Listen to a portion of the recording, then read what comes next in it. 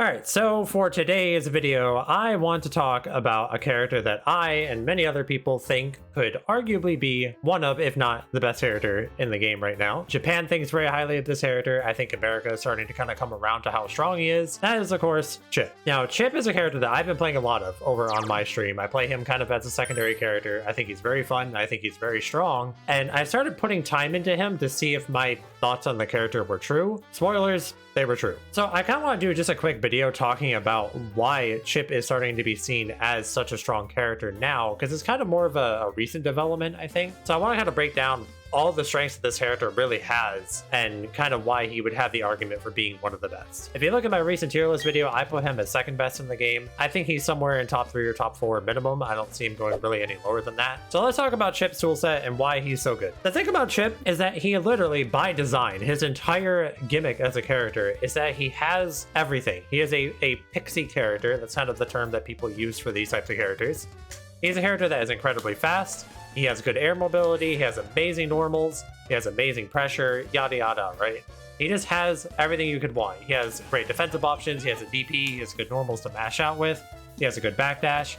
He has all of it. So just inherently, it makes sense, I feel like, just on that front, why he would be considered so good. He has everything, right? So the main kind of counter argument for this character is usually that he has lower than average health. He has like some of the lowest health in the game, in fact. And I think that's basically his only weakness in this game. And after playing the character, that's kind of been my conclusion, is that his only weakness is that when he gets hit, he takes a lot of damage. For Strive is kind of a weird situation to be in. I think on one hand, obviously being low health just feels bad, especially in a game as explosive as Strive, right? Damage in the same is insanely high. But because the damage is so high, what I've noticed playing Chipp is that he doesn't actually die in fewer hits than a lot of other characters do, is what I've noticed. Does it happen sometimes? Yes, for sure. But it's not as common as you might think. And I don't think it's common enough to kind of balance out the character's strengths. Even if it did, even if his biggest weakness was that he had low health, still on paper, right? If you just play incredibly well, if you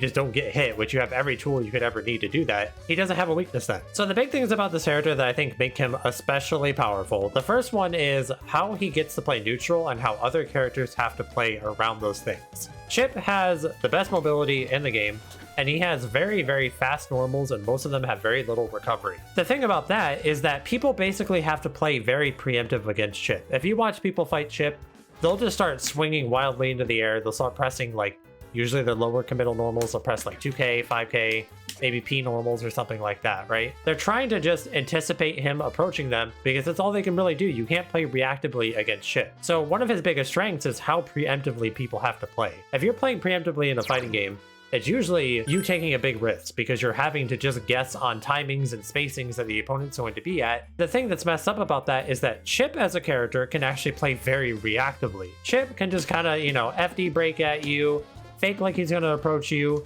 and the second you whiff a button, /Rekka, and he is getting a combo or whatever, right? So it's kind of an unfair situation where you have to play preemptive. He can play preemptive, but he can also play very reactive, which is very strong. His normals are just so good, both in startup, right? His /slash is 9 frame startup, which is very fast for a /slash. The range on it is great. It also hits kind of upward, so it stops people from jumping a lot of the time. And on block, it's very safe, and he has a very safe special cancel with his Rekka. Rekka is only -4. It leaves you this far away from the opponent, right? We're not even in range of my moves anymore after being -4. So the character doesn't even commit on block. The character can just, he can run in with 5k and just do that, right? Push himself away and he's safe, right? He can go back to neutral if he wants to, or he can try to push the envelope and keep his turn going.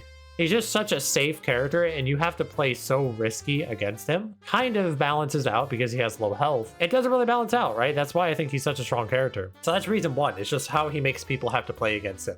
His offense is incredibly good.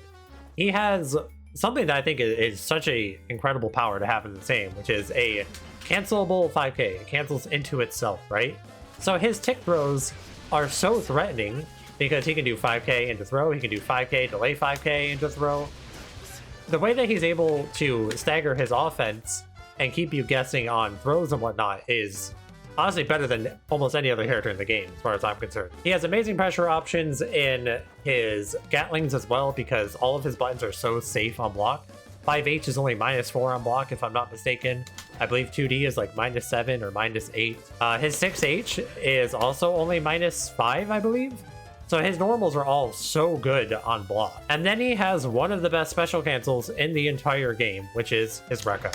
As I was just saying, his Rekka is amazing. It's only -4 on block, and it leaves him so far away that most characters aren't really in a situation where they can press normals that will threaten him, right? Every character has to RPS after blocking Rekka because of what the situation looks like for most of them. And then it's a Rekka, so he has more he can do, right? He can do Rekka 1 into delay Rekka 2. Rekka 2 is only -6. A lot of characters can't punish it. Even if you IB or IBFD it, it doesn't usually matter that much. Whereas some characters can punish Rekka 2 on block, but not that many. And then beyond that, he has Rekka 3, which is a frame trap. You can't actually mash Rekka 3 after Rekka 1 or Rekka 2. And it's a 20 frame overhead. It's a 20 frame overhead, right? That's hard to react to in the moment. And the fact that you would literally just have to block it or try to guess with like a 6P or something, it is so powerful to have on a move that's -4.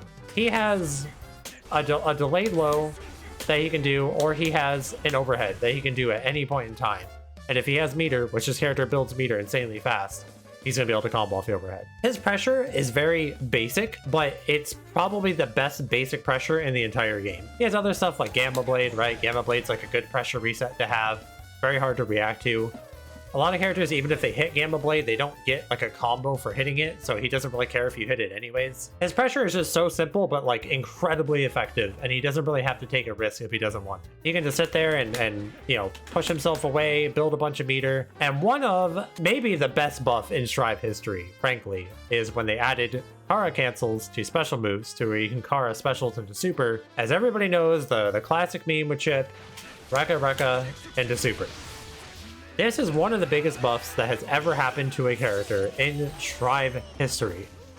Because Chipp uses meter maybe the best in the entire game. He's maybe the best in the game at using positive bonus. So the fact that he can so easily just, you know, whiff punish you with something and then go into Rekka super and get positive bonus and do a good grip of damage, by the way. People say this character's low damage. He is not low damage. It literally did half health for a button, a special move, and a super. And then the final thing is just he has a amazing defensive option. He has a good 5-frame 2K that goes right into 2D. His 2D is fantastic, by the way. I love his 2D. It's like the normal I press the most when I play this character.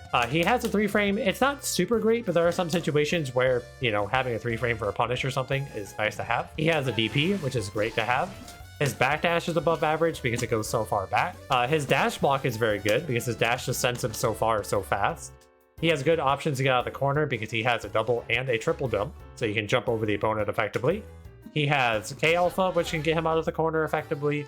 He has some of, if not the best, entire defensive options in the game. His matchup spread is very good across the board. I think there's only a couple matchups that are like kind of annoying for him. I don't even know if they're bad, they're just kind of annoying. So I think just this character is so incredibly powerful. If you put any just good fighting game player behind this character that has good fundamentals, good ability to play neutral and whiff punish, this character can feel so hard to develop counterplay against because inherently he's kind of designed to not have weaknesses. That's the idea behind the character. So yeah, that's why I think Chipp is such a powerful character. Of course, I do want to know what you guys think. You know, let me know in the comments below. Do you think that Chipp is a top tier character? Do you think he's top 5? Do you think maybe he's overrated? What do you think about him? Let me know in the comments. If you enjoyed the video, please consider subscribing and dropping a like. It really helps me out, and I'm trying to grow the YouTube, so I appreciate it. But that's gonna do it for this one. Thank you guys so much for watching. I hope you enjoyed, and I'll see you in the next one.